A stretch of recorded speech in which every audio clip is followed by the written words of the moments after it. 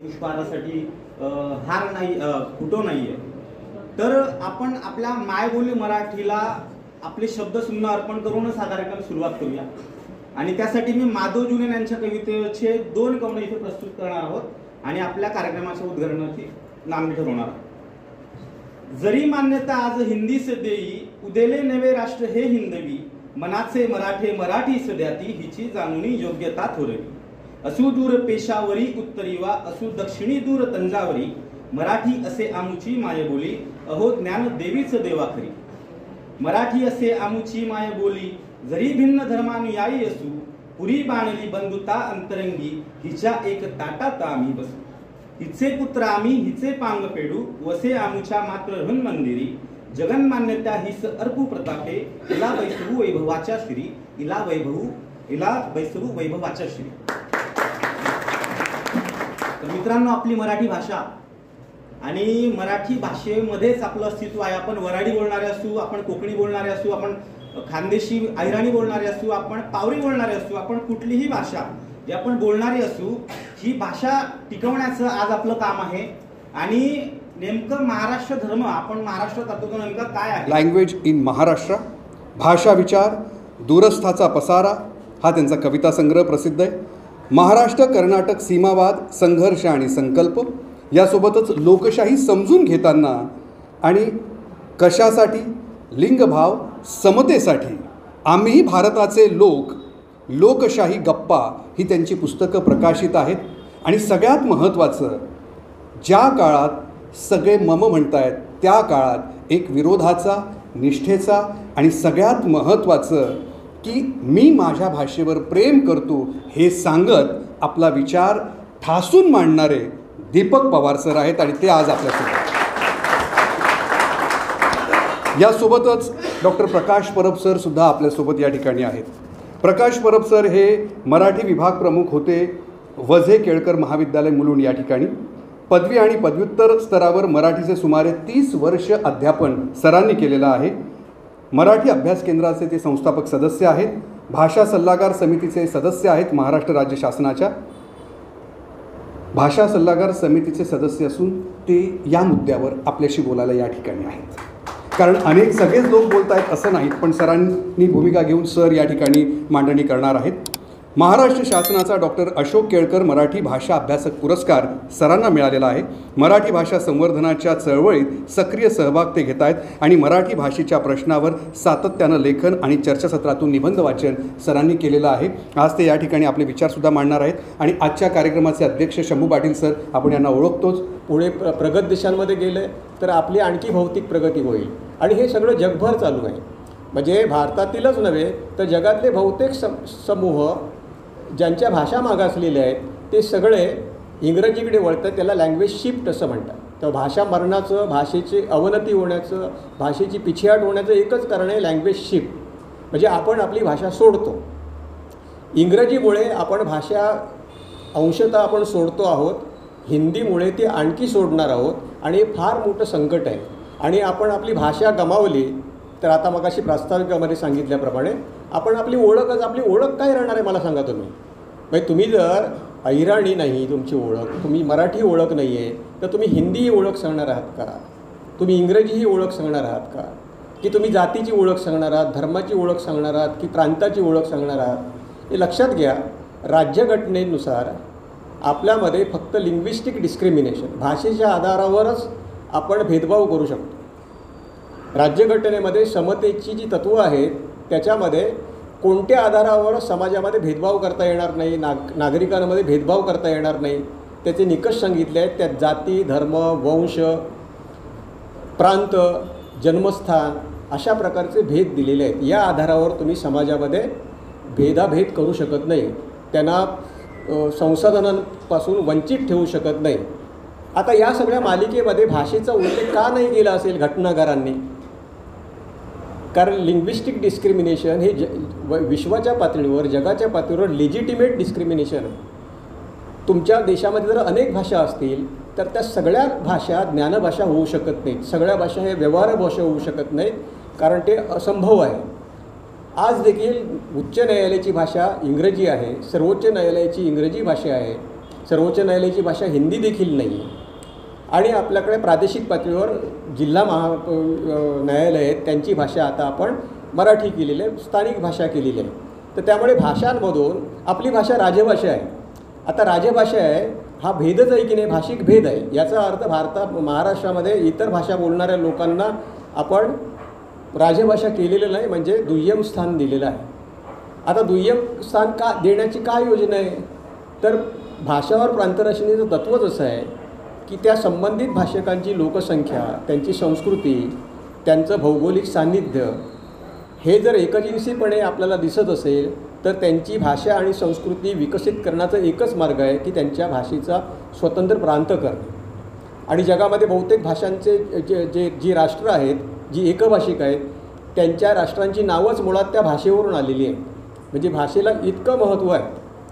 आता हिंदीच्या संदर्भामध्ये जो प्रश्न आहे की हिंदी ही जर आपली राजभाषा नसेल तर ती आपण का शिकावी, ज्ञानभाषा नसेल तर आपण का शिकावी, रोजगाराची भाषा नसेल तर का शिकावी, विज्ञान तंत्रज्ञानाची भाषा नसेल तर का शिकावी, हा प्रश्न पडतो आहे. पण सगळ्यात गंभीर प्रश्न जो आहे, पहिलीपासून ज्यावेळी हिंदी येते त्यावेळी केवळ ती हिंदी येत नाही तर हिंदी भोवतीचं सगळं नॅरेटिव्ह येतं, प्रतिगामी नॅरेटिव्ह येतं, तिथली समाजधारणा येते, तिथल्या धर्मजाणीवा येतात, त्यांच्या सांस्कृतिक संकल्पना येतात, त्यांच्या मूल्यकल्पना येतात, त्यांची स्त्री पुरुष विषयक विषमतेची दृष्टी येते. ह्या सगळ्या गोष्टी, हे सगळं जे बॅगेज आहे, हे सगळं जे ओझं आहे ते आपल्याला दिसतं आहे. आणि त्यामुळे इथे आलेला हिंदी भाषक जो आहे आणि बिगर हिंदी भाषक आहे यांच्या सांस्कृतिक वर्तनामधला फरक बघा. 15-15, 20-20 वर्ष येऊनसुद्धा अनेक हिंदी भाषकांना मराठी भाषा येत नाही. याच्या उलट मराठी भाषक ज्या ज्या ठिकाणी ज्या ज्या राज्यामध्ये जातो तिथल्या भाषेशी आणि संस्कृतीशी एकरूप होतो. आणि अशा प्रकारचं कुठेही उदाहरण नाही आहे की तमिळनाडूमध्ये गेल्यानंतर, बंगालमध्ये गेल्यानंतर मराठी भाषकांनी बंड केलं की आम्हाला बंगाली बोलायचंच नाही, मी बंगाली बोलणारच नाही, मी तमिळ बोलणारच नाही, किंवा कानपूरला जाऊन मी हिंदी बोलणारच नाही. अशा प्रकारचं बंड, अशा प्रकारचा स्थानिक लोकांच्या भाषेचा, संस्कृतीचा उपमर्द होईल, अशा प्रकारचं वर्तन मराठी भाषकांनी कधीही केलेलं नाही. त्यामुळे मराठी भाषकाला राष्ट्रीय एकात्मतेच्या, सहिष्णुतेच्या गप्पा कोणीही शिकू नये. कारण मराठी भाषेच्या संदर्भामध्ये त्रिभाषा सूत्राचं पालन हे महाराष्ट्र राज्याइतकं भारतामध्ये कुठल्याही राज्याने केलेलं नाही. पण हिंदीच्या संदर्भामध्ये हे जे सामाजिक, सांस्कृतिक आणि धार्मिक जे वातावरण बिघडलेलं आहे गेल्या काही वर्षामध्ये, ते जर परतवून लावायचं असेल तर एकच योग्य मार्ग, व्यवहार्य मार्ग आम्हाला मिळतो, तो म्हणजे महाराष्ट्र धर्म. म्हणजे मराठी माणसाची भाषिक अस्मिता जागृत करणे, त्याला एक ओळख देणे की आपण मराठी आहोत आणि मराठी आपण म्हणून एकत्र नाही राहिलो तर हिंदीचं हे जे संकट जे आहे ते आपल्या महाराष्ट्राचं अमराठीकरण, हिंदीकरण, हिंदुत्वीकरण, धार्मिकीकरण हे कधीही करू शकतं. आणि त्या दिशेने आपल्या महाराष्ट्राची वाटचाल सुरू झालेली आहे. आणि त्यामुळे मराठीकरणाची किंवा महाराष्ट्र धर्माची ही जी चळवळ, आम्ही व्याख्या वगैरे केल्या आहे याच्या तात्विक याच्यामध्ये आपण आता शिरूया नको. कारण चळवळीच्या अंगाने महाराष्ट्र धर्म काय आहे आणि तो पुढे आपण कुठपर्यंत न्यायला पाहिजे आणि त्याच्यासाठी समाजातल्या तुमच्यासारख्या लोकांकडून आम्हाला कशा प्रकारची मदत अपेक्षित आहे याच्या संदर्भामध्ये प्रामुख्याने डॉक्टर दीपक पवार हे बोलणार आहेत. महाराष्ट्राच्या वेगवेगळ्या जिल्ह्यांमध्ये आम्ही जातो, आम्हाला सारखाच प्रतिसाद मिळतो आहे आणि हा प्रतिसाद अतिशय आश्चर्यकारक आहे. लोक स्वतःहूनच सांगतायत, विचारतायत, अगदी सामान्य माणसं देखील विचारत आहेत, ह्या मराठीच्या चळवळीमध्ये आमचं काय योगदान असेल, आमचा सहभाग काय असेल, आम्ही काय काम करू शकतो. आम्हाला तरुणांचा सहभाग आतापर्यंत कधीच मिळालेला नाही. काही लोक आम्हाला विचारत होते की तुमच्या ह्या चळवळीमध्ये तरुण लोक का नाही, तर मी त्यांना सांगितलं की आम्ही चळवळ ज्यावेळी सुरू केली त्यावेळी आम्ही सर्व तरुण होतो, मी तर तरुणच होतो. पण आमची सहनशीलता इतकी होती की आम्ही हे टाकलं नाही, हे हावासा टाकला नाही की लोक येतील.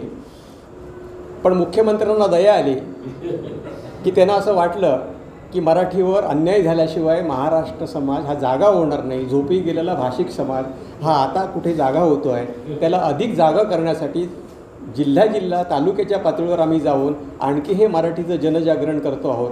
आणि त्यासाठी आपण जमला आहे, त्याच्याबद्दल मी आपले आभार तर मानतोच. पण या विषयावर बोलण्यासाठी मला संधी दिल्याबद्दल मी फक्त त्याचा पूर्वार्ध केला. आम्ही तेच वगैरे बोलतो, याच्यावर खूप लिहितो आहे. डॉक्टर दीपक पवारांचे अनेक व्हिडिओज आहेत. आम्ही या प्रकारचे याच्यावर आपल्या आनंद भंडारेंनी या प्रकारची काही स्टिकर्स देखील केलेले आहेत. काय झालं आहे की आपल्याला आता खूप मायक्रो लेवलवर सुद्धा काम करावं लागेल. म्हणजे तुमच्यापैकी प्रत्येकजण मराठी भाषेचा वाहक आणि प्रसारक होऊ शकेल. जे काम जाती धर्माच्या संघटनांनी केलं ते काम मराठी भाषेच्या संघटनांनी आता करण्याची गरज आहे.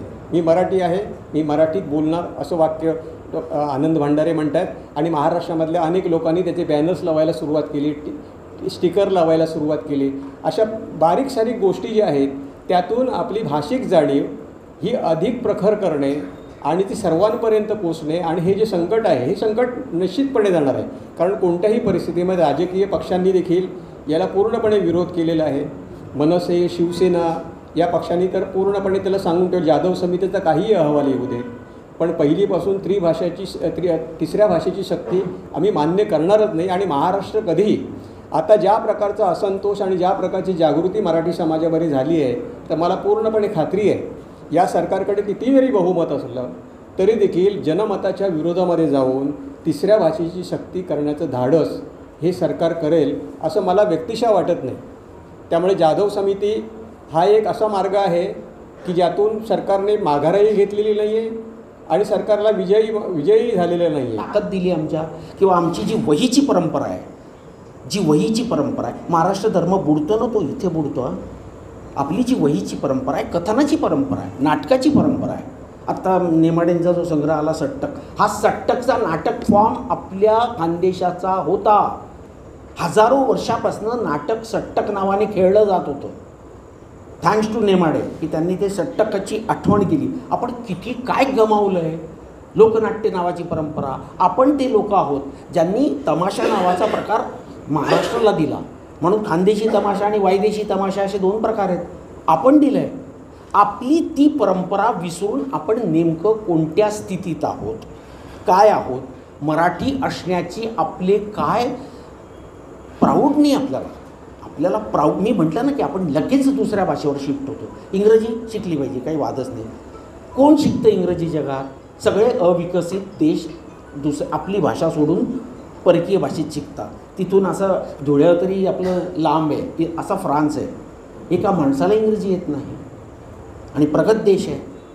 चेकोस्लोवाकियासारखा छोटासा देश चेक, इंग्रजीचा काही संबंध नाही. जपान, आपल्या शेजारचा चायना, काय संबंध आहे यांचा?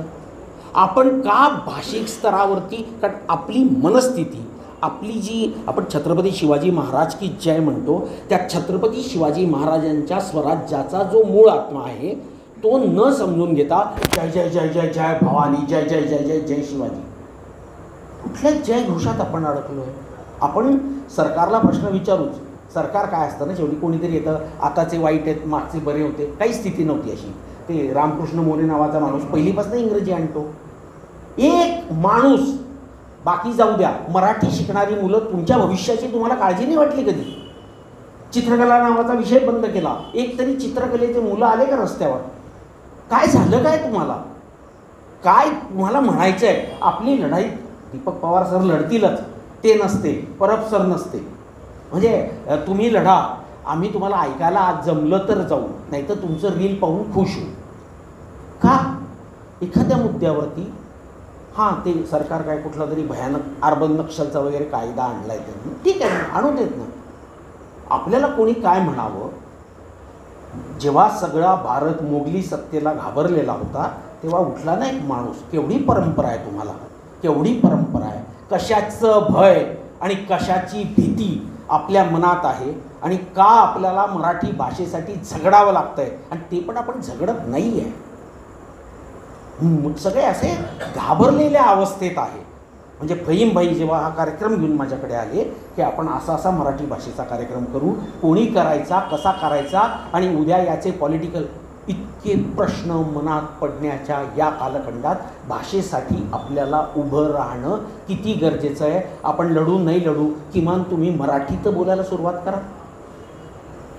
एखाद्या सिंधी माणसाच्या, जैन आणि सगळे उत्तम मराठी बोलतात, उत्तम.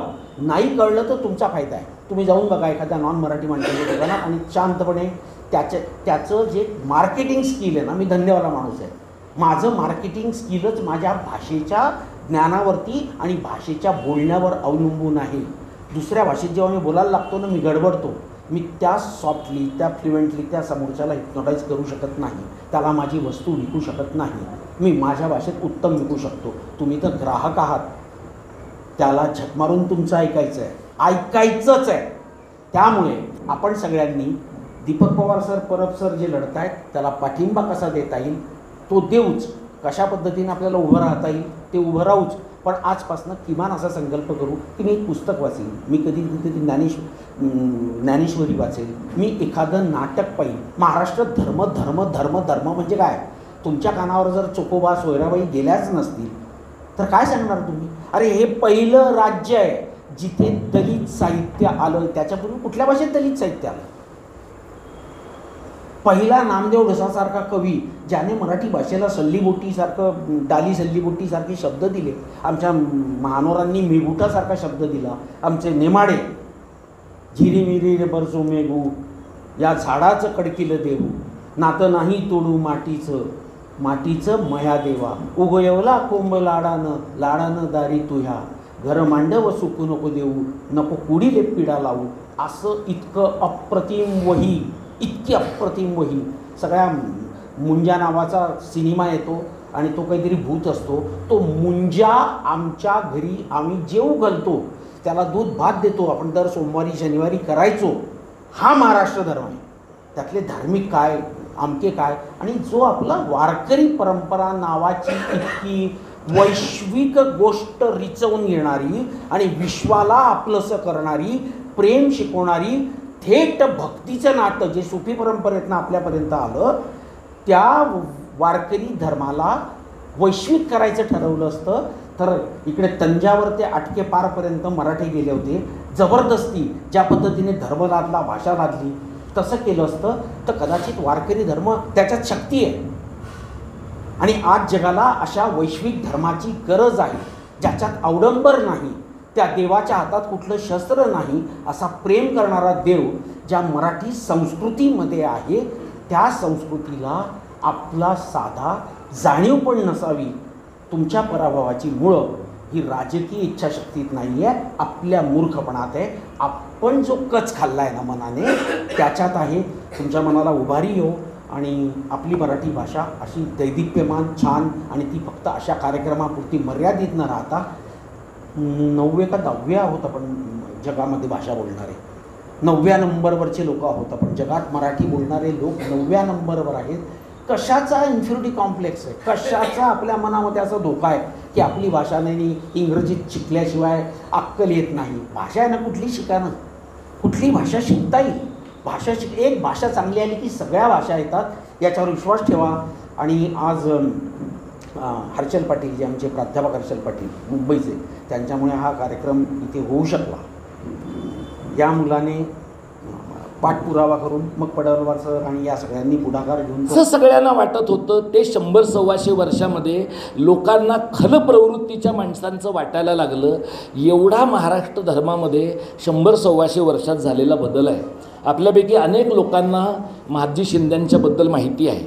महादजी शिंदे हा दिल्लीवर सत्ता गाजवू शकणारा शेवटचा मराठी माणूस, शेवटचा मराठा. तुम्ही अनेक किती लोकांनी पाहिले मला माहीत नाही, सेतू माधवराव पगडींच्या लेखनात महादजी शिंद्यांनी केलेल्या कवितांचा उल्लेख आहे. म्हणजे आपल्याला फक्त हा तलवारबाजी करणारा माणूस आहे माहिती होतं, पण हा जो पटेल आहे, पाटील म्हणजे पटेल दिल्लीच्या भाषेमधला, हा माणूस सुलतानाला कसं वागायचं हे सांगू शकत होता. पण त्याही वेळेला पेशव्यांना शाहूंनी कधीतरी सांगितलं होतं म्हणून फक्त मराठ्यांनी सत्तेच्या सनदा ताब्यात ठेवल्या, दिल्लीचं तख्त राखलं. दिल्लीचं तख्त फोडण्याची संधी हातात असताना, दिल्लीचं तख्त जिंकण्याची संधी हातात असताना ते राखण्याची चूक करणारा गंभीर गुन्हा मराठी समाजाकडनं मध्ययुगीन काळात पण झाला आहे आणि आधुनिक काळात झाला आहे. महादजी शिंद्यांनी काही हे ठरवून केलं असेल असं नाही, पण कुठेतरी आपल्या मनामध्ये हे तख्त कायम राहिलं पाहिजे अशा प्रकारची भावना होती. पानिपताच्या लढाईमध्ये आपण खूप लढलो, हरलो, लाखो बांगड्या फुटल्या, त्याची वर्णनं तुम्हाला शेजवलकरांनी सांगितली आहे. अब्दाली परत आला नाही, पण मराठे पण पुन्हा दिल्लीपर्यंत जाऊ नाही शकले. ही जी मराठ्यांची ताकद आहे, मराठी समाजाची ताकद आहे, ती स्वातंत्र्याच्या सगळ्या संघर्षामध्ये आपण कुठल्या तरी टप्प्याला गमावली आणि मग महाराष्ट्र सैरभैर झाला. हा जो सैरभैर झालेला महाराष्ट्र आहे हा स्वातंत्र्यानंतर थोडी नजर वर करायला लागलेला तुम्हाला दिसतो. ज्या सदानंद मोऱ्यांचा उल्लेख मी केला, मोरे हे अत्यंत मोठे अभ्यासक आहेत इतिहासाचे. आपण सगळे त्यांच्या अभ्यासाच्या ताकदीवर एका पातळीवर फिदा आहोत. पण जो माणूस राजाराम शास्त्रींच्या महाराष्ट्र धर्माची कल्पना आपल्यापर्यंत पोचवतो, रसाळ भाषेमध्ये पोचवतो आणि आपल्याला त्याचं कौतुक करायला भाग पाडतो, तोच माणूस एकनाथ शिंद्यांना जेव्हा महादजी शिंदेंच्या नावाचा पुरस्कार मिळतो तेव्हा शरद पवारांच्या मागे उभा असतो. हे कुठल्या महाराष्ट्र धर्मात बसतं मला सांगा? तेच सदानंद मोरे जेव्हा वारकऱ्यांची पगडी घालून मुख्यमंत्री फडणवीस म्हणतात की हिंदी भाषा अनिवार्य करून आम्ही काहीच चूक केलं नाही, तेव्हा त्यांच्या खांद्याला लागून सदानंद मोरे उभे असतात. म्हणजे तुम्ही लिहिता तो महाराष्ट्र धर्म वेगळा आहे, तुम्ही जगता तो महाराष्ट्र धर्म वेगळा आहे. अशा प्रकारच्या दुटप्पी अभिजनांच्या महाराष्ट्र धर्माच्या कात्रीमध्ये गेली 65 वर्ष महाराष्ट्र अडकलं आहे. आज महाराष्ट्र धर्माचा पेच हा आहे. महाराष्ट्र धर्माचा पेच काय आहे? थिओरेटिकली आपल्याला कळत नाही आहे का? थिओरेटिकली आपल्याला कळतं आहे. थिओरेटिकली आपल्याला कळतं की गुजरातचे जे 2 जण दिल्लीमध्ये बसलेले आहेत ते माफी आहेत. थिओरेटिकली आपल्याला हे कळतं की या प्रकारची सत्ता ही अघोषित आणीबाणी आहे. पण रोज सकाळी व्हॉट्सॲपला आपल्याला येतं की आपला देश आता जगात पहिल्या 5 आलेला आहे, आपले पंतप्रधान पहिल्या 3 आलेले आहेत. आज डोनाल्ड ट्रम्पला फोन करून पंतप्रधानांनी झापलंय, ते रडलेले आहेत. हे हे हे तुम्हाला मी अजिबात विनोद सांगत नाही. मटा ऑनलाईनला बातमी आहे, काल आलेली बातमी आहे. म्हणजे एकेकाळी मटाला आपण पत्र नव्हे मित्र असं म्हणायचो तळवलकरांच्या काळामध्ये. या मटा ऑनलाईनची कालची बातमी आहे. म्हणजे उच्च कोटीचा गांजा घेतल्याशिवाय या प्रकारचं लेखन तुम्हाला करताच येणं शक्य नाही. हे जे आहे हे तुम्हाला रोज सकाळी 6:30 वाजता व्हॉट्सॲपवरचा तुमचा 2 GB डेटा संपवण्यासाठी तुम्हाला तुमच्या महाराष्ट्र धर्माचा हेतुपूर्वक बळी द्यावा लागतो. आणि म्हणून तुम्हाला काय कळतं की हिंदी का आवश्यक आहे? अमुक कारणाने आवश्यक आहे. 450 लोकांनी हिंदी आवश्यक आहे असं सरकारला सांगितलेलं आहे. मग अशी परब सर म्हणाले, हे आम्ही अनेक वेळेला म्हटलं आहे, 450 सोडा, तुम्ही आम्हाला 4.5 विद्वानांची नावं सांगा. पेशवाईमध्ये 3.5 विद्वान होते, आता 200 वर्षांनी 4.5 व्हायला काहीच हरकत नाही आहे. तर समजा 4.5 विद्वान महाराष्ट्रामध्ये असतील की जे हिंदीचं समर्थन करतायत, तर आम्ही त्यातल्या अर्ध्या विद्वानाचं सुद्धा ऐकून आमचं मत बनवायला तयार आहोत. पण असा अर्धा विद्वान शरीराने कुठे हजर आहे? किमान त्याचा एक फोटो महाराष्ट्र सरकारच्या वेबसाईटवर टाका. पण असं शक्य नाही, कारण अशा प्रकारची माणसं उजव्या कळपामध्ये नाहीच आहेत. डोक्याच्या जागेवर असलेली माणसं जेव्हा उजव्या कळपामध्ये नसतात तेव्हाच तुम्ही असं म्हणता की आपल्याला स्वातंत्र्य 14 साली मिळालेलं आहे, 45 साली आपण देश भाड्याने घेतलेला आहे. आता ह्यावर एक असंसदीय विनोद करण्याचं मला खूप मोह होतो आहे, पण जळगाव ही बहिणाबाईची नगरी आहे, त्याच्यामुळे तो मोह मी आवरलेला आहे. बहिणाबाईंचं नाव घेतलं आहे म्हणून मी तुम्हाला सांगतो. अंमळनेरला संमेलन झालं होतं आणि रवींद्र शोभणे, आम्ही काही लोक बहिणाबाईंचं जे स्मारक इथे जैनांनी दिलेल्या निधीतनं त्यांच्या घरात त्यांच्या नातसुनेने केले ते बघायला गेलो. दुसऱ्या दिवशी टाइम्स ऑफ इंडियामध्ये आलेली बातमी आहे की Ravindra Shobhane visits Bahinabai and interacts with her about all her writing. Times of India check करा तुम्ही. म्हणजे रवींद्र शोभणे हे जगातले एकमेव साहित्य संमेलनाचे अध्यक्ष आहेत की ज्यांनी त्यांच्या हयातीत 24 साली बहिणाबाईंना याची देही याची डोळा पाहिलेला आहे. कदाचित ते नागपूरचे आहेत त्यामुळे त्यांना हे जमलं असेल. अशा प्रकारच्या ट्रान्सेंडेंटल गोष्टी हिंदू धर्मावर प्रचंड विश्वास असलेल्या लोकांनाच शक्य आहेत.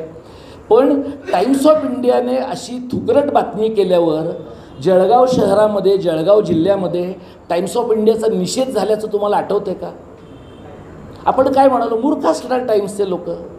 पण हीच बातमी तमिळनाडूतल्या एखाद्या दिवंगत कवीच्याबद्दल झाली असती तर तिथल्या पेपरच्या कॉप्या जाळल्या गेल्या असत्या आणि संपादकाला चोप पडला असता. एक तर आपण असं म्हणणार की त्यांनी काय लिहायचं, त्यांचा प्रॉब्लेम आहे. आपल्या मनात बहिणाबाई आहे. अरे तुमच्या मनात बहिणाबाई आहे, पण जळगाव टाइम्स ऑफ इंडियाला त्यांच्या मनात बहिणाबाई ठेवावीशी का नाही वाटत, असा प्रश्न तुम्ही इंग्रजी धार्जिण्या टाइम्स ऑफ इंडियाला का नाही विचारत? याचं कारण आपण ठरवलं आहे, आपण मराठी आहोत, आपण इंग्रजीतनं बोलणाऱ्या लोकांच्या नादी लागायचं नाही. आपल्याला इंग्रजी येत नाही, आपण इंग्रजीतनं पारिभाषिक चर्चा करायची नाही, आपण मराठीच आहोत. आणि त्यामुळे आपला जो न्यूनगंड आहे तो झाकण्यासाठी आपल्याला त्याच्या पलीकडं काही बघायचं नाही. आत्ता जो महाराष्ट्र धर्म आपल्याला दिसतो आहे तो खुजा लोकांच्या, लांब सावल्या पडलेल्या लोकांचा महाराष्ट्र धर्म आहे. का खुजा लोकांच्या सावल्या लांब पडल्या? आपलं नेतृत्व कोण करतं मला सांगा? आपलं नेतृत्व करणारे लोक ठाकरे आहेत, आपलं नेतृत्व करणारे लोक पवार आहेत. तुम्हाला असं लक्षात येईल की मुंबईमधनं गिरणी कामगार या दोघांच्या नजरेसमोर संपला. गुजर मारवाड्यांनी तो संपवला की नाही? जरूर संपवला. दत्ता सामंतांची त्यात 25% चूक आहे असं आपण धरू. हे महाराष्ट्रातले दोन मोठे नेते आहेत. मुंबईतला, कोकणातला, घाटावरचा गिरणी कामगार टाचा घासून मेला. या दोघांनी काय केलं मला सांगा? आणि का नाही केलं? लाखो लोकांची घरं एका उत्तर भारतीयाची झोपडी मागं पुढं झाली तर प्रताप सरनाईकला जुलाब लागतात, एकनाथ शिंदेला झोप येत नाही. इतकं तुम्हाला उत्तर भारतीयांचं कौतुक आहे. लाखो माणसं दक्षिण मध्य मुंबईमधनं अशी फेकली गेली. शेतकऱ्यांच्या आत्महत्या आपल्याला माहिती आहेत, कामगारांच्या आत्महत्या माहिती आहेत, कामगारांच्या मुलींचं वेश्यावस्तीमध्ये झालेलं रूपांतर आपल्याला माहिती आहे, कामगारांची मुलं अरुण गवळीच्या गँगमध्ये का सामील झाली ते आपल्याला माहिती आहे. ते माहिती होण्यासाठी सुद्धा जयंत पवारसारखा कामगार वस्तीतला लेखक आपल्याला लागतो. आणि आपल्याला वाटतं हे काय मुंबईतल्या लोकांचं दुःख आहे. हे मुंबईतल्या लोकांचं जे कालचं दुःख आहे ना, ते जळगावच्या लोकांचं आजचं दुःख आहे, सांगलीच्या लोकांचं उद्याचं दुःख आहे.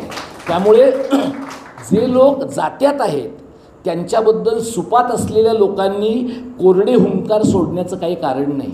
हा जो महाराष्ट्र धर्म आहे, हा महाराष्ट्र धर्म मराठी भाषेशिवाय तुमचा कसा जगू शकेल?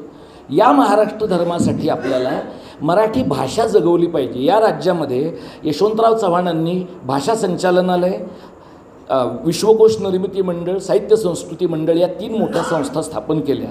शरद पवारांनी आणि सुधाकर नाईकांनी राज्य मराठी विकास संस्था स्थापन केली. अशोक चव्हाणांनी मराठी भाषा विभाग स्थापन केला.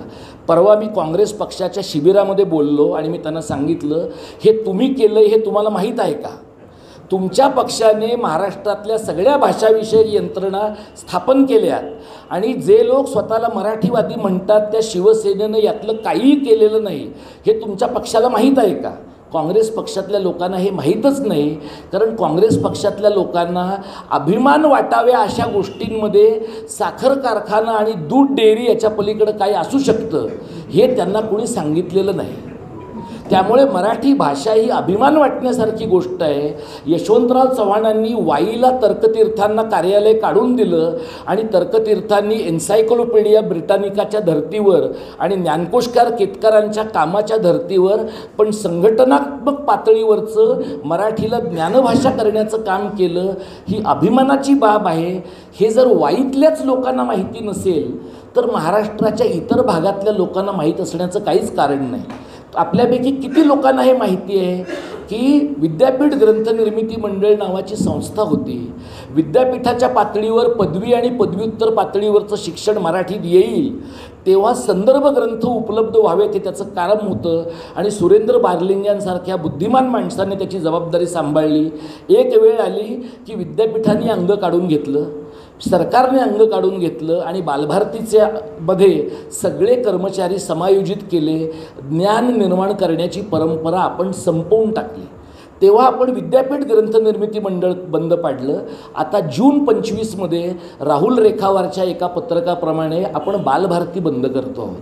कारण आपण NCERTची पुस्तकं यंदापासून सगळ्या शाळेमध्ये वापरतोय. फक्त मराठी, जमलं तर भूगोल आणि इतिहासाची राज्य विशिष्ट विषयांची पुस्तकं आपण करणार आहोत. बाकी काहीही महाराष्ट्रात आपण करणार नाही. म्हणजे विद्यापीठ ग्रंथनिर्मिती आपण बंद केलं ते आपल्याला कळलंही नाही, त्यामुळे लाज वाटण्याचा प्रश्न नाही. बालभारती बंद होतं हे किमान आपल्याला कळतं आहे का?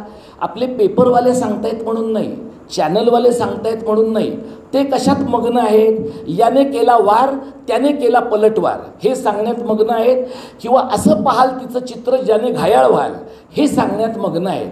त्यामुळे यांच्या लेखी जिथं मराठी समाजाचं आतडं दुखू शकतं, जिथे मराठी समाजाच्या जगण्याचे काही महत्त्वाचे प्रश्न निर्माण होऊ शकतील, तिथे आपल्या माध्यमांना गती नाही, माध्यमांना रस नाही आणि तो त्यांच्या आकलनाचा भाग नाही. आपल्यापैकी अनेक मंडळी प्राध्यापकांपैकीची आहेत. मी प्राध्यापक या समुदायातला आहे. आपल्या भावकीविरुद्ध किती बोलावं ह्याला मर्यादा आहे, कारण तुम्हाला त्यांच्याबरोबर चहापान तरी करावंच लागतं, कारण मी चहापान करणाऱ्यांच्यामधला असल्यामुळे. अदरवाईज प्राध्यापकांच्या अपेक्षा बऱ्यापैकी उंची असतात हे आपल्याला माहिती आहे. तर आपल्या भावकीमध्ये प्राध्यापकांमध्ये तुम्ही मला सांगा, मराठीचे प्राध्यापक आपण बाजूला सोडू, त्यांना आपण नेहमीच जोडतो, पण इतिहासाचे प्राध्यापक, राज्यशास्त्राचे प्राध्यापक यातले किती लोक असे आहेत मला सांगा की ज्या लोकांनी आपलं म्हणणं मांडत असताना, मराठीतनं मांडताना, हिंदीतनं मांडताना, इंग्रजीतनं मांडताना यातल्या किती लोकांनी मराठी ज्ञानाची भाषा व्हावी म्हणून प्रयत्न केलेले आहेत. प्रमोद पवार सर इथं आहेत. राज्यशास्त्राच्या परिषदेमध्ये आम्ही सहभागी होतो, ते त्याच्या संयोजकांपैकी आहेत. मराठीतनं अत्यंत कमी पुस्तकं आपण तयार करतो, जी तयार होतात त्याच्यातली अत्यंत कमी दर्जाची असतात. आणि त्यामुळे प्रश्न असा आहे की जर आपली भाषा आपण ज्ञानाची केली नाही, जर आपली भाषा आपण शिक्षणाची केली नाही, जर आपली भाषा आपण रोजगाराची केली नाही, तर काय प्रकारचा महाराष्ट्र धर्म आपण निर्माण करू?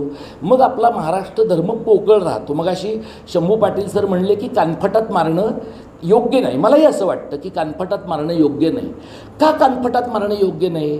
कारण तुम्ही युक्तिवाद करण्याची क्षमता गमावल्याचं लक्षण आहे. ते तुमची भाषा चांगली आहे, तुम्हाला तुमच्या विषयातलं कळतं आहे, तुमचं तुमच्या भाषेवरचं प्रेम रचनात्मक आहे, हे समोरच्या माणसाला नीट समजावून सांगण्यासाठी जे आर्ग्युमेंटेटिव्ह स्किल लागतं, ज्याला अमर्त्य सेन आर्ग्युमेंटेटिव्ह इंडियन असं म्हणतात, ते आर्ग्युमेंटेटिव्ह स्किल मराठी माणसामध्ये एवढं कमी आहे का? तर ते कमी झाल्याचं दिसतं आहे. हे एक. आणि दुसरं आपल्याकडे असं झालं आहे की मराठी माणसाचे पोटाचे प्रश्न वेगळे आणि मराठी भाषेचे प्रश्न वेगळे असं आपण ठरवून टाकलेलं आहे. त्यामुळे मराठी भाषा टिकवायची जबाबदारी कोणाची आहे? मराठी साहित्यिकांची आहे, मराठीच्या शिक्षकांची आहे, प्राध्यापकांची आहे. आणि हे सगळं एकीकडे चालू असताना रोजगार कुणी मिळवून द्यायचा मराठी लोकांना? शिवसेनेने आणि मनसेने. तर शिवसेनेने लोकांना काय रोजगार मिळवून दिला? शिववडापाव. त्यानंतर त्यांनी लोकांना काय मिळवून दिलं? तर झुणका भाकर केंद्र. मुंबईत तुमच्यापैकी जे कोणी येतात त्या सगळ्यांनी चेक करा, मुंबईतलं एकही झुणका भाकर केंद्र मराठी माणसांच्या मालकीचं नाही आहे. फक्त झुणका भाकर एवढंच मराठीत लिहिलेलं आहे त्याच्यावर. तिथं झुणका भाकरसुद्धा मिळत नाही, तिथं इडली डोशापासून सगळं मिळतं, कारण ही सगळी दुकानं उडप्यांच्या मालकीची आहेत. हे का घडतं? ह्याच्यावरचं साधं उत्तर लोकांचं काय आहे? आमचे लोक आळशी आहेत, आमचे लोक कामचुकार आहेत, आमच्या लोकांना मेहनत करायला नको. याचा उलटा प्रश्न विचारून पाहूया आपण. जर UP बिहारचे लोक एवढे कष्टाळू आहेत तर त्यांची राज्य एवढी गाळात का आहेत? त्यांच्या राज्यामध्ये रोजगार का नाही आहे? आणि त्यांच्या राज्यामधले लोक फक्त IAS का होत आहेत? आणि त्यांच्या राज्यामध्ये रेल्वे मंत्री त्यांचे म्हणूनच उत्तर भारतीय TC, उत्तर भारतीय वेंडर, उत्तर भारतीय खानपानवाले असे का होत आहेत? म्हणजे त्यांना कळलं आहे की खाजगी क्षेत्र आपल्याकडे वाढू शकणार नाही. कारण खाजगी क्षेत्र कधी वाढेल? माणसं निर्भयपणे घरी जाऊ शकली तर. इथनं कामावर निघालेला माणूस कामावर सुखी जाईल याची गॅरंटी नाही. घरी जाणारी मुलगी नीट कपड्यांमध्ये घरी जाईल याची गॅरंटी नाही. अशा प्रकारचा आदर्श हिंदू समाज ज्यांनी निर्माण केलेला आहे त्या लोकांच्यामध्ये खाजगी क्षेत्राचा विकास होण्याची काही शक्यता नाही. मग राहतं काय क्षेत्र? तर सरकारचं क्षेत्र आहे. त्या सरकारच्या क्षेत्राच्या जीवावर त्यांची जी काही झेप आहे ती आहे. जर तिकडचे लोक इतके कष्टाळू आहेत आणि मराठी लोक इतके नालायक आहेत, तर मराठी लोक भारताच्या अनेक भागांमध्ये जाऊन तिथल्या समाजामध्ये समरस होऊन का मराठी लोक आपला विकास घडवून आणू शकले? याचं कारण मराठी लोकांच्या महाराष्ट्र धर्मामध्ये भाषेबद्दलचा उर्मटपणा बसत नाही. उत्तर भारतीयांमध्ये त्यांच्या भाषेबद्दलचा जो उर्मटपणा आहे, आणि तो काय आहे? तुम्ही कुठल्याही मुंबईसारख्या शहरात फिरून बघा, तिथला रिक्षावाला पण तुम्हाला म्हणतो तुम्हाला काय येत नाही हिंदी? म्हणजे रोजगार शोधण्यासाठी तू इथं आलेला आहेस आणि स्थलांतरिताने लोकांची स्थानिकांची भाषा शिकणं अपेक्षित असताना स्थानिकांनी स्थलांतरितांची भाषा शिकावी अशा प्रकारची मुजोरी केवळ बिमारू राज्यांमधनं होते, उत्तर भारतातल्या गायपट्ट्यामधनं होते, ज्याचा प्रकाश परब सरांनी मगाशी उल्लेख केला. त्यांच्या आणि आपल्या मूल्यव्यवस्थेत फरक आहे. आपली मूल्यव्यवस्था काय आहे? मी शाहू फुले आंबेडकर अशी मूल्यव्यवस्था आहे असं मी तुम्हाला सांगतो, पण शाहू फुले आंबेडकरांची मूल्यव्यवस्था तुमच्या माझ्यासारखी सामान्य माणसं पाळतात ती वेगळी आणि अजित पवारांच्यासारखे लोक पाळतात ती वेगळी. आपल्याला कळणारे शाहू फुले आंबेडकर हे न्याय्यवादी आहेत, त्यांना कळणारे शाहू फुले आंबेडकर हे 70,000 कोटी किमतींचे आहेत. त्यामुळे ते आणि आपण सारखे नाही आहोत. आपल्याला कळणारे जे शाहू फुले आंबेडकर आहेत ते शाहू फुले आंबेडकर संविधानाला मानणारे आहेत, लोकशाही व्यवस्था आत्मसात करणारे आहेत.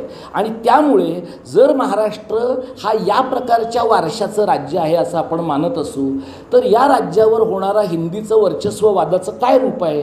आपल्याकडे आम्ही हे आंदोलन सुरू केल्यावर अनेक लोकांनी आम्हाला सांगितलं, पण विदर्भातले लोक हिंदी बोलतात ना, विदर्भातल्या लोकांना काही प्रॉब्लेम नाही आहे. विदर्भातले लोक हिंदी का बोलतात? तो मध्य प्रांताचा भाग होता म्हणून. मध्य प्रांताचा भाग होता आणि मध्य प्रांतातली दैनंदिन कामकाजाची भाषा हिंदी असल्यामुळं तिथले लोक बोलतात. पण याचा अर्थ तिथल्या लोकांनी आपल्या शिक्षण व्यवहारात आणि घरगुती व्यवहारात हिंदी नेलेली नाही आहे. आणि ज्या वेळेला लोक वेगळ्या विदर्भाची मागणी करत होते, काही लोक तर वेगळा विदर्भ होईपर्यंत लग्नच करणार नाही असं म्हणत होते, पण जेव्हा तशा प्रकारच्या मागण्या लोक करत होते तेव्हाही मराठी माणसांना हीच भीती होती की वेगळा विदर्भ हा हिंदी भाषिकांचा आणि मारवाड्यांचा होणार आहे. त्यामुळे जेव्हा तुम्ही हिंदीचं एवढं कोड कौतुक करता त्यावेळेला आणखी 10-20 वर्षांनी छोट्या राज्यांच्या नावाखाली हिंदी बोलणाऱ्या लोकांचं अग्रस्थान असलेला विदर्भ तुमच्या डोक्यात आहे हे स्पष्ट आहे. पण त्यापेक्षा मोठा जो धोका आहे, ज्याची कल्पना मुंबईपासून अधिक अंतरावर असल्यामुळे काही वेळेला लोकांना असेल का नाही मला माहीत नाही. मुंबईमध्ये 5 जिल्हे आहेत, मुंबई उपनगर, ठाणे, पालघर आणि रायगड. या जिल्ह्यांची लोकसंख्या 4.25 कोटी आहे. गेल्या 6 महिन्यात माननीय मुख्यमंत्री जेव्हा कधी बोललेत या भागाच्याबद्दल ते कायम MMR प्रांत असंच म्हणतात, ते मुंबई शहर म्हणत नाहीत. हा जो MMR प्रांत आहे तो MMRDAकडे आहे. MMRDAची स्थापना का करण्यात आली? शिवसेनेकडं दीर्घकाळ महानगरपालिका होती आणि महानगरपालिकेचं बजेट 30,000 कोटींचं होतं. ते बजेट आणि ती सत्ता आपल्या हातात येत नाही म्हणून काँग्रेसच्या लोकांनी पहिल्यांदा MMRDA सुरू केलं, कारण त्यांना राज्याच्या ताब्यात विकासाचं नियंत्रण हवं होतं. पण अनेक गोष्टी तुमच्या लक्षात येईल की काँग्रेसवाल्यांनी अशा बऱ्याच गोष्टी साध्या डोक्याने तयार केलेल्या आहेत. या मातृसंस्था नागपूरला असलेल्या लोकांचं डोकं इतकं सडकं आहे की काँग्रेसच्या सगळ्या कल्पना त्यांनी अत्यंतिक खल प्रवृत्तीने वापरलेल्या आहेत. म्हणजे MMRDA तीच आहे, पण MMRDAचं स्वतंत्र वेगळं राज्य उभारण्यासाठीचा जो विचार आहे तो यांचा आहे. त्यामुळे एक लक्षात आपण घ्यायला पाहिजे की आणखी 10-1 वर्षानंतर उत्तर भारतीयांची प्रचंड लोकसंख्या असलेला MMR प्रांत 1ली ते 5वीपर्यंत मराठी आणि हिंदी या दोन्ही भाषा शिकल्यामुळे मगाशी सर म्हणले तसं मिश्र भाषा झालेली मुलं आणि त्यामुळे हिंदी भाषकांचं वाढणारं वर्चस्व आणि गुजर मारवाड्यांचा प्रचंड. मी तातडीने जळगावला आलो. जितू आणि बाकी फहीम पटेल दादा बऱ्याच जणांचं आम्हाला सहकार्य लाभलं. लबाने सर यांनी ऐन वेळेस आम्हाला हॉल मिळून देण्यास मदत करी. पडवला सरांनी सगळं मॅनेजमेंट बघितलं. गोपाल मुकेश सावकारे लास्ट मोमेंटला आले. सागरने एक इनपुट दिले. ओके, बरेच असे प्रमोद पवार सरांना मी आज दुपारीच फोन केला. म्हटलं सर तुम्ही या, आणि सर लगेच आले. माजी कुलगुरू KB अण्णा पाटील ते पण लागेल. जबील दादांना मी कालच कॉल केला. त्यांनी लगेच मला सांगितलं की मला मिळालेलं आहे, तुम्ही चिंता करू नका, मी इथं पोहोचेल. आणि गर्दी येते का नाही मला थोडं धाकधूक होती. आणि काल मी बघितलं की जे नाशिकला झालं त्यापेक्षा जळगाव बरंच जागृत आहे. त्याचे एक आनंद तो झाला. बऱ्याच संघटना सामील झाल्यात. प्रत्येक संघटनेचं नाव घेण्याला जागा पुरली नसती सर, म्हणून आम्ही सरळ सकल मराठी भाषाप्रेमी जळगाव ही जितूची आयडिया होती. खानदेश वगैरे पूर्ण त्याची आयडिया होती. तुम्हाला सर आपण सर्वांनाच घेऊ, सगळेच मराठी भाषाप्रेमी आहेत. बरेच बात होते की याला बोलवा त्याला बोलवा, स्टेजवर हा असेल. आधीच ठरलेलं होतं की स्टेजवर जास्त आपल्याला तर स्टेजपेक्षा ऑफ द स्टेज आपल्याला जास्त लोक हवी आहेत आणि दर्दी हवेत. आणि त्या सर्व गोष्टींसाठी माझे सर्व प्राध्यापक आले, सर्व मित्रमंडळी जे सुद्धा इथं लोक आले आहेत, मी त्या सर्वांचे आभार मानतो मनापासून. चिकाटे सरांनाही मी दुपारीच फोन केला होता, ते पण आले एकदम वेळात वेळ करून. आणि Shantaram Badgujar sir allrounder person, खूप मोठे आमचे पितामहा टाईप आहेत. त्यांना मी बोललो सर तुम्हाला निमंत्रण करायचं आहे, बाकीचे सगळे तुम्ही फोन करा. शंभू पाटील सरांनाही लास्ट मोमेंटला फोन केला. देवेंद्र इंगळे सर काही याच्यामुळे उपलब्ध राहू शकले नाहीत, पण त्यांचाही फोन आला होता, त्यांनीच सांगितलं कसं करावं. कल्पिता पाटील मॅडमांनी लास्ट मोमेंटला मेसेज केला की तेही आले. जितकी लोक आज इथं आलेले आहेत त्या सर्वांचे मी मनापासून आभार व्यक्त करतो आणि खास करून सरांचे करतो. एवढ्या धावपळीच्या शेड्यूलमध्ये ते जळगावला आले, इथपर्यंत आले आणि त्यांनी जे कार्य आता चालू आहे मला वाटतं आता आपल्या खांद्यावर जबाबदारी ते कार्य पूर्ण करायची आणि आम्ही ती जरूर करू सर. याबद्दल मी तुम्हाला आश्वस्त करतो. नाही सिंहाचा पण खारीचा वाटा तर आम्ही जरूर याच्यामध्ये उचलणार आहोत, हे आमचं तुम्हाला श्रद्धा आहे. Thank you very much.